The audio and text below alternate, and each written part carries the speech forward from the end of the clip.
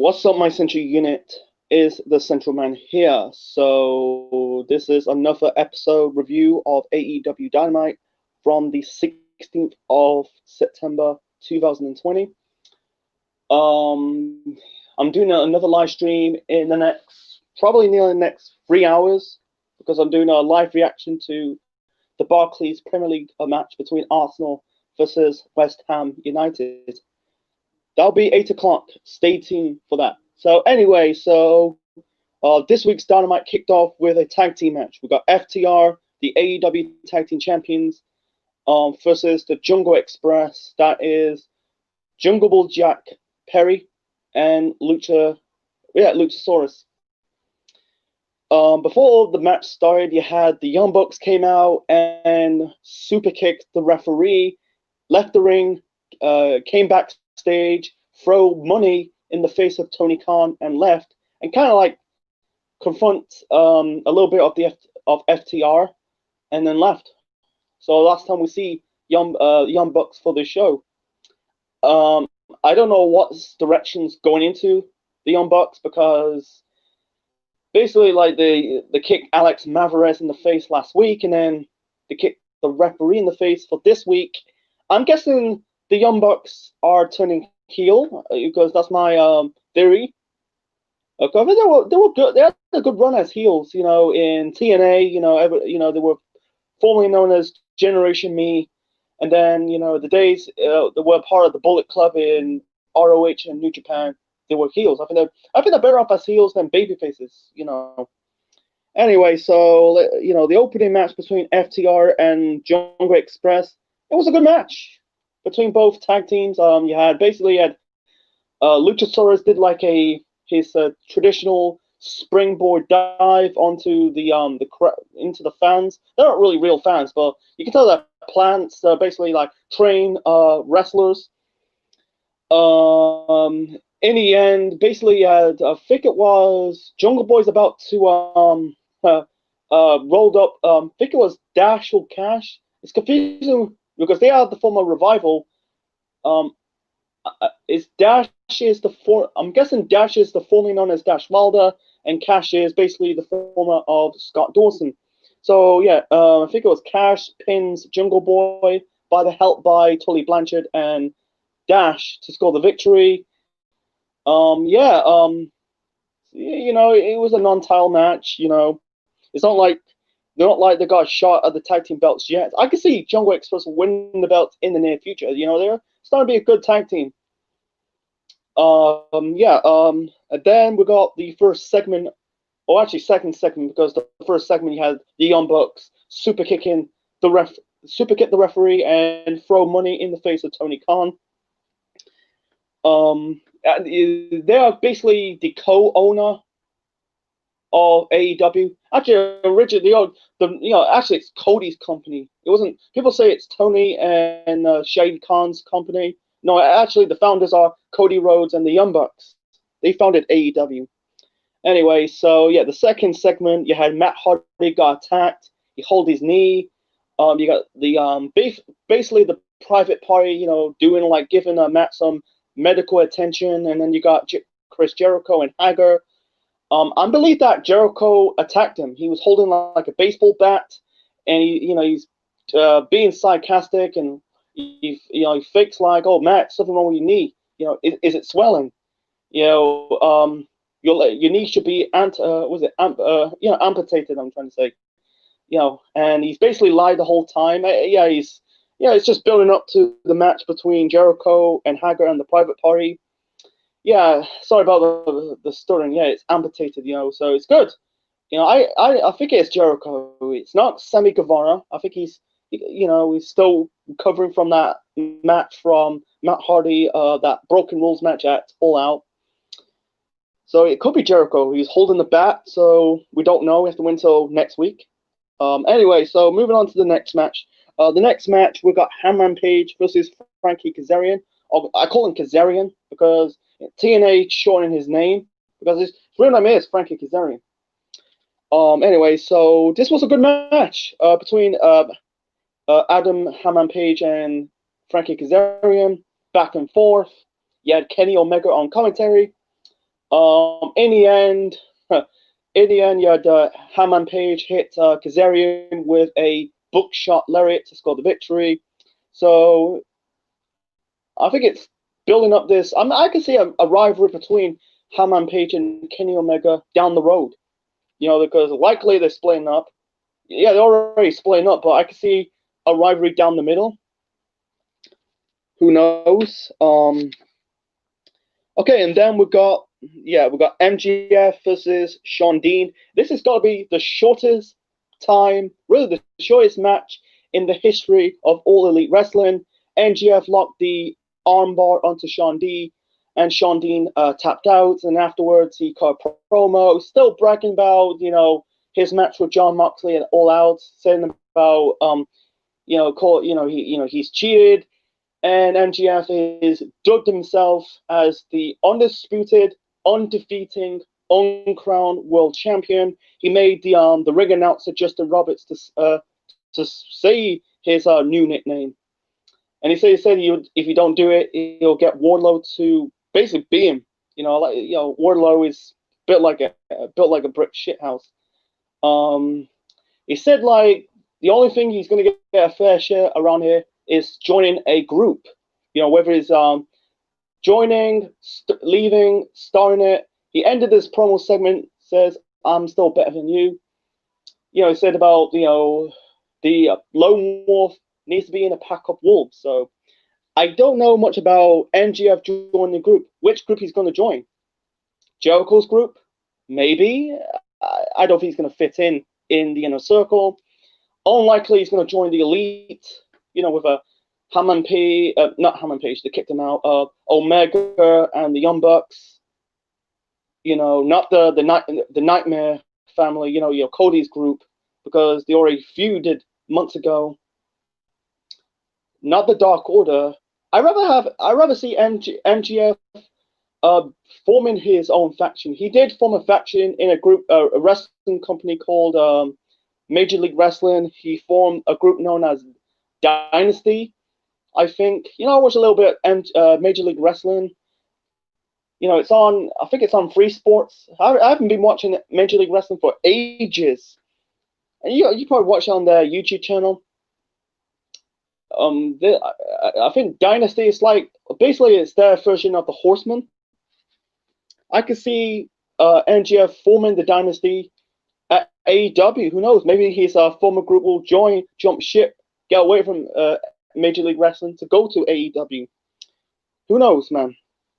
Okay, and then we got a promo segment with Eddie Kingston, with Ray Phoenix, Pentagon Jr., and the Butcher and the Blade. Basically, he's caught a promo. He had three things to say. Number one, he said he still brags about he's not got eliminated in the Casino Battle Royal at All Out. And two, he made Pentagon and Ray Phoenix and the Butcher and the Blade beating down two wrestlers. They're not really wrestlers. They beat down fans in the crowd. Once again, they're not really real fans. You can tell it's plants. Trained professional wrestlers. One has blue hair and one has blonde hair. I thought it was Jungle Boy, but it wasn't Jungle Boy. It was some random dude with long blonde hair. They beat up those fans. And third, once again, Kingston at the same time was doing running commentary. He said about this group he's likely to form with the Lucha Brothers and the Butcher and the Blade. We're not a stable or faction, we're a family. And he kind of had a dig with the Blade, as the formerly known as Braxton Sutter. You need to get your householding gear. Because last week he kind of digged the Blade, where's your wife, referring to Ali, because Ali's part of the National Nightmares with Dustin Rhodes and QT Marshall. I want to see Ali being Demon Ali, the Demon Bully. Not evil Ali. Demon Bunny, with dark hair and the face paint.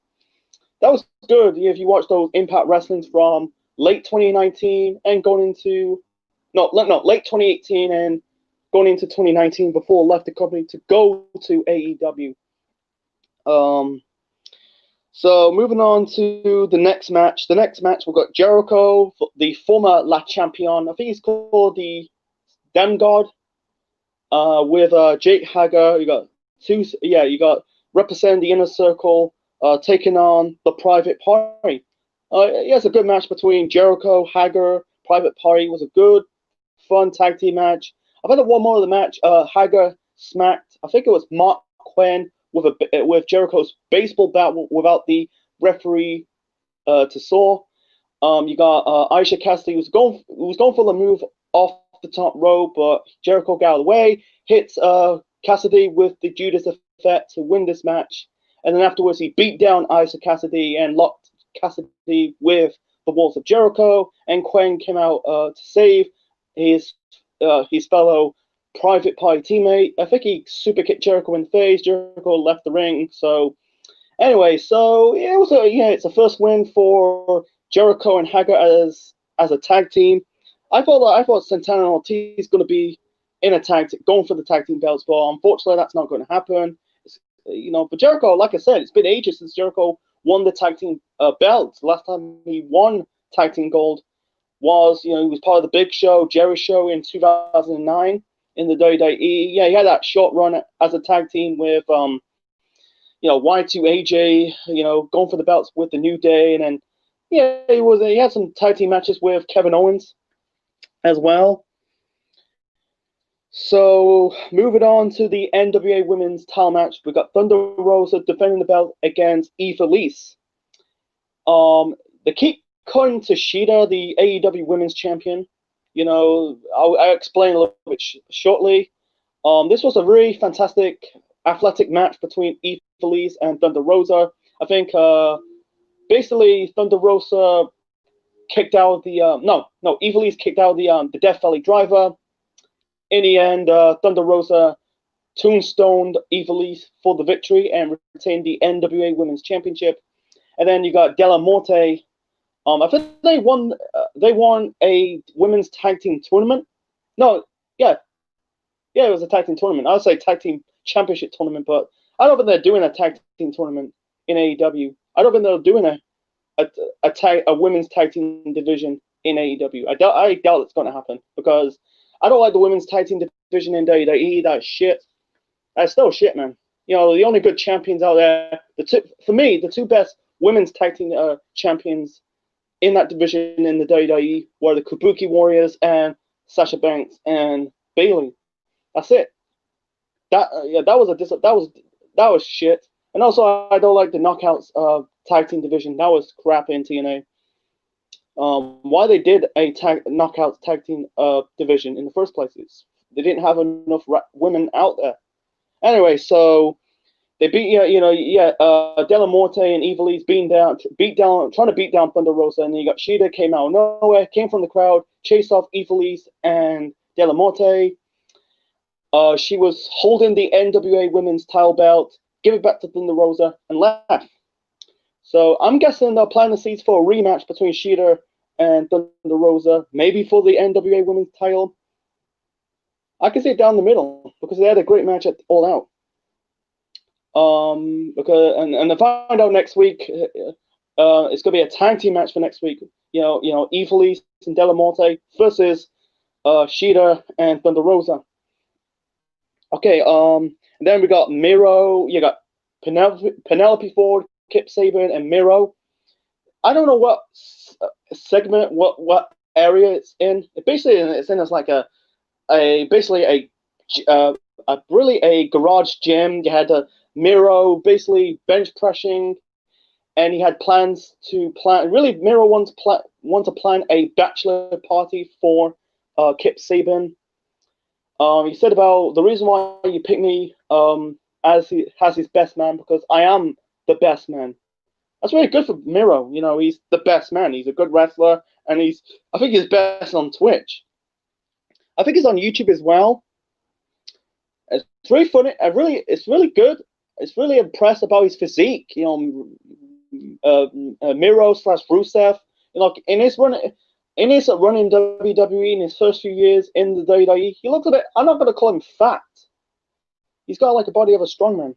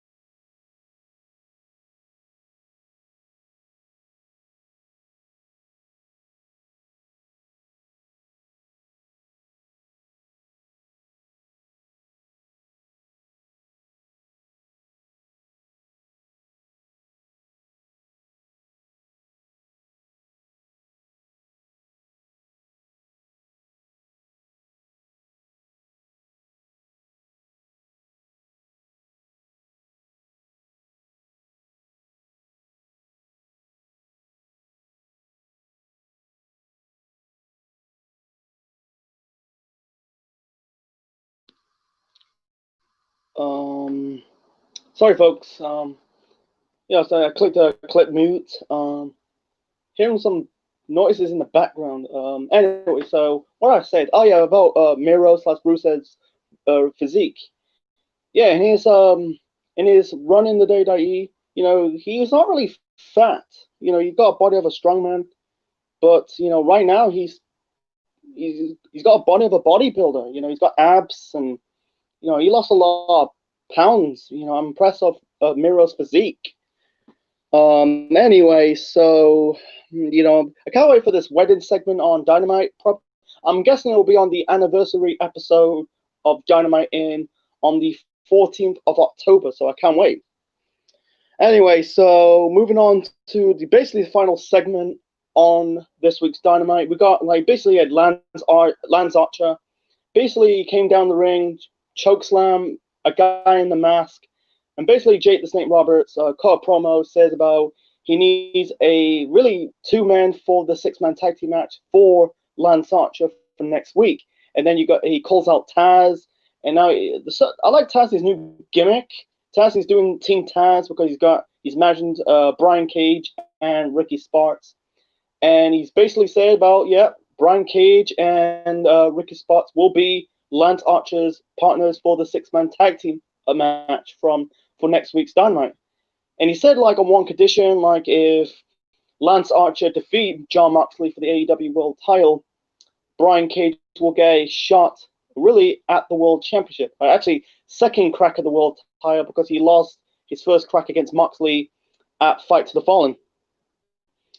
So, and then you got Moxley's about to say something. He came down to the crowd, but instead, he got jumped by Ricky Sparks and Brian Cage.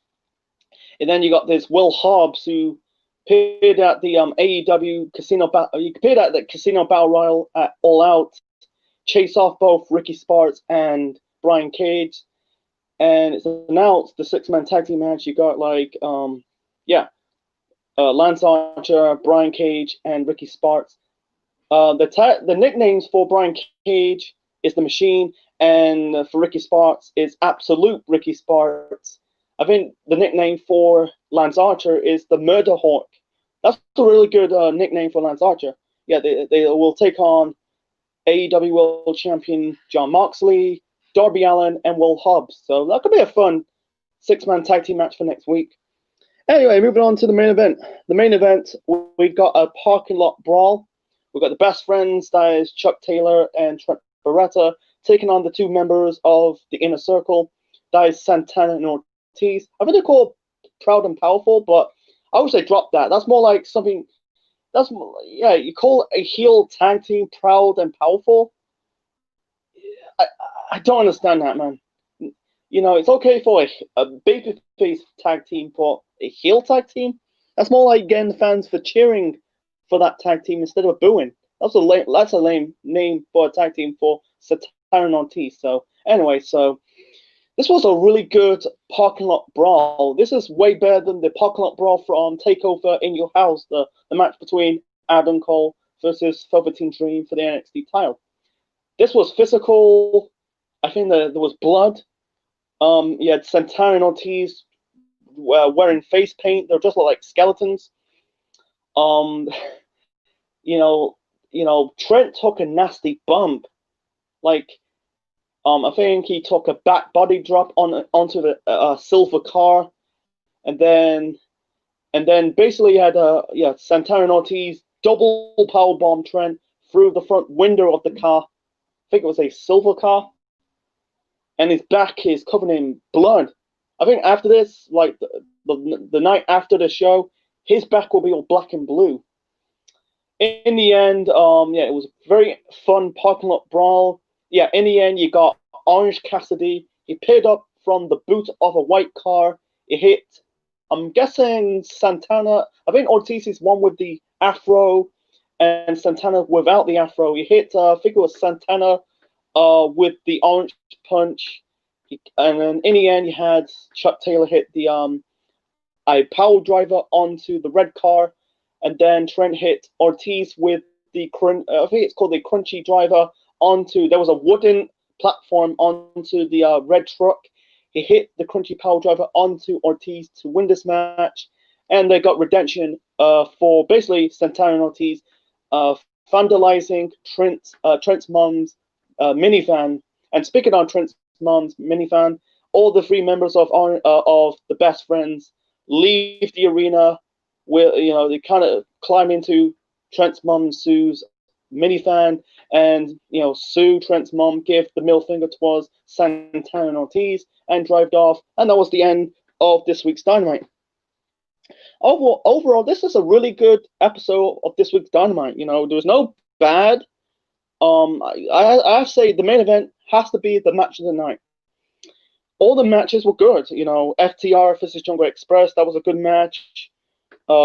Hangman Page Kazarian, Jericho and Hager versus the Private Party. That was a little bit weaker, but it was still a good match. Thunder Rosa and Eva Lee. That's gonna be the second best match of the night. If I rank it to best to worst, I have to say Parking Lot Brawl, Thunder versus Eva Lee for the NWA Women's Title, Hangman Page Kazarian, FTR, Jungle Express, and also Jericho and Hager versus the Private Party. Actually, and also MJF and Shawn Dean. That's got to be last because it wasn't really a bad match, to be honest. It was a short match. He basically made Shawn Dean tapped out because Shawn Dean was a jobber. The promo between Eddie Kingston, it was okay. I don't know. It's leading it to a formation of the faction between Eddie, with the Lucha Brothers and Butcher and Blade, with Eddie Kingston as the leader. I don't know. Letting it play out. So, the segment between Taz, Jada Snake Roberts, and Lance Archer, it's just building up for the six-man tag team match for next week, building up the world title match at the anniversary show of Dynamite on the 14th of October. I'm guessing that's 2 or 3 weeks' time. So, yeah, that's done. So, hope you enjoy my review for this week's Dynamite from the 16th of September 2020. Hope you like it. Leave your thoughts in the comment section below, smash the like button, and subscribe to the Central Man Network on YouTube. And this is the Central Man officially signing out. We'll be back.